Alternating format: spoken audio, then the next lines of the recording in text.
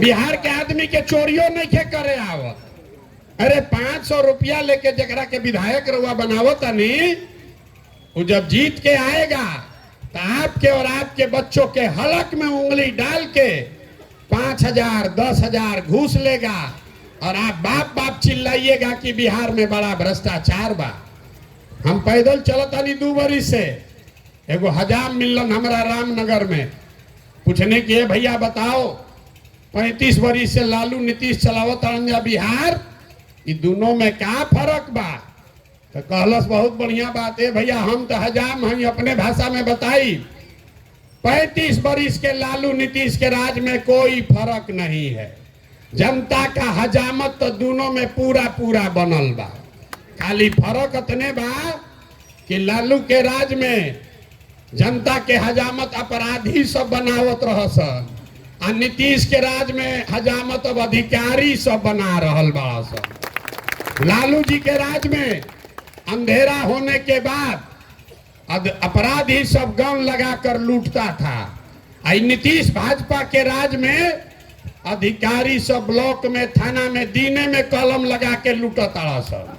कोई ऐसा आदमी नहीं खान जे कि थाना में ब्लॉक में चल जा उनका 2,000 देले बगैर काम हो जाए।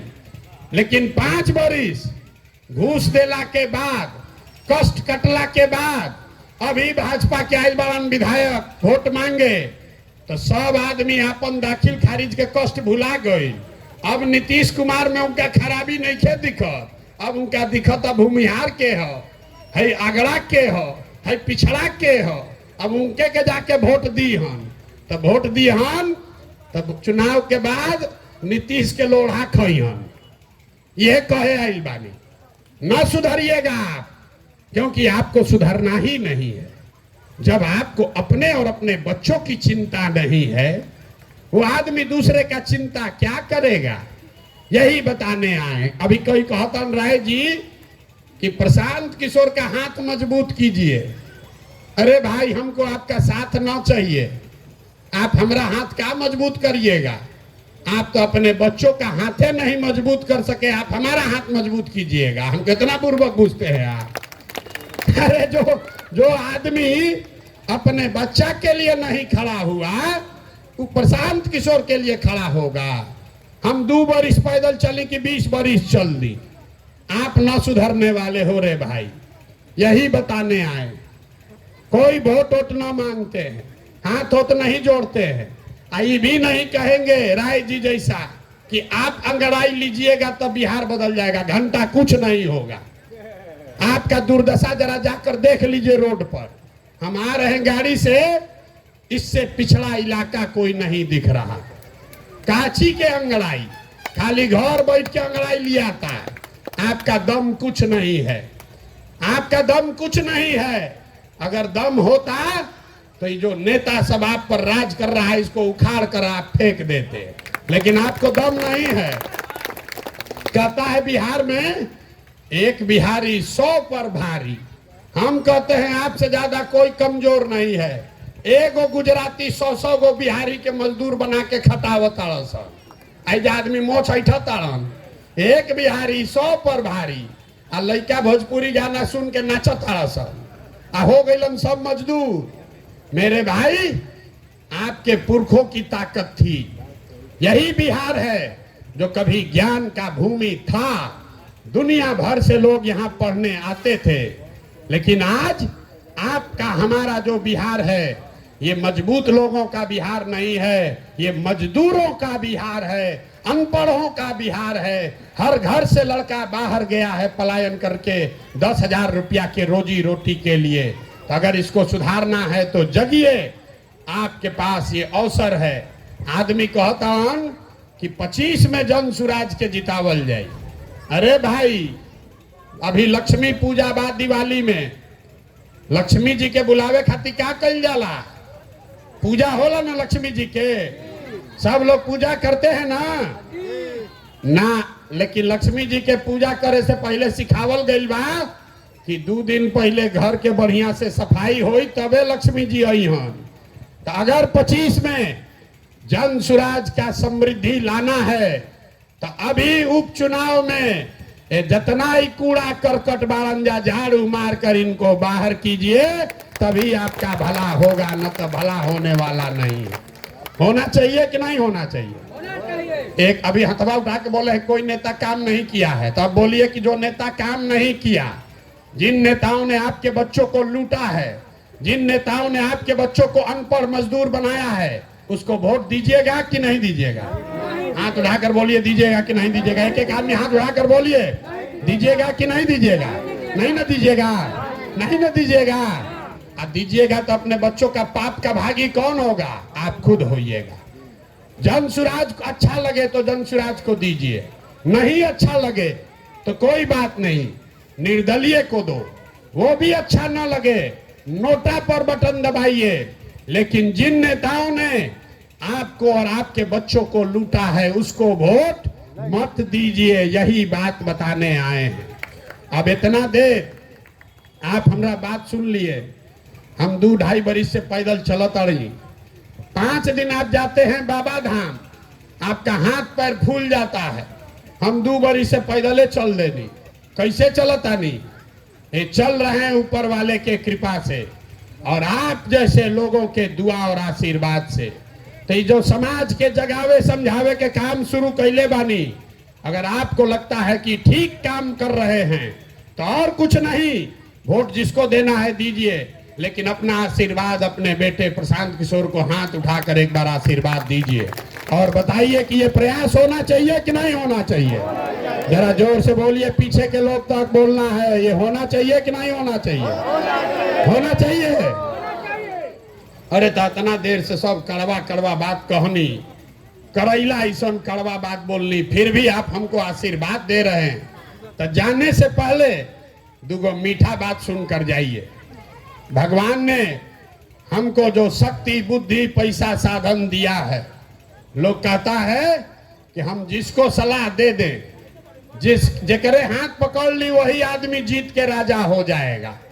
तो अब की हाली संकल्प लेके आइल बानी, जितना शक्ति भगवान देले बाड़ा, अगला 2 बरिस में पूरा बिहार पैदल चल के यहाँ पर ऐसा व्यवस्था बनाएंगे जिसमें लालू का राज नहीं, नीतीश का राज नहीं, मोदी का राज नहीं, प्रशांत किशोर का भी राज नहीं।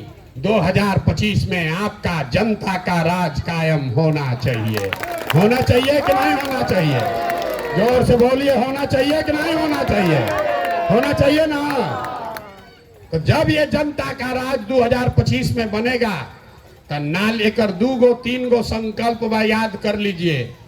नाली गली बने चाहे मत बने, स्कूल अस्पताल जब सुधरी तब सुधरी, लेकिन पहला संकल्प है कि साल भर के अंदर जितना आपके घर का बाल बच्चा गया है बाहर मजदूरी करने, जो बच्चे यहाँ बेरोजगार बैठे हैं, उसको नौकरी हो या न हो, लेकिन सभी के लिए कम से कम 10 से 12 हजार रुपया के रोजी रोजगार का व्यवस्था यहीं पर करके दे दिया जाएगा।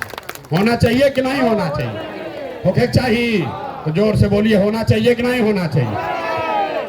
तो आपकी हाली छठ में लड़का है, यह सन छठ में आपका पति आपका भाई आएगा तो उसको बोल दीजिएगा कि अगला बरिस छठ में जब आईबा 2025 के छठ में आईबा तो फिर मजदूरी करे खरे खातिर बिहार से बाहर ना जाए पड़ी। प्रशांत किशोर का वादा आपसे है।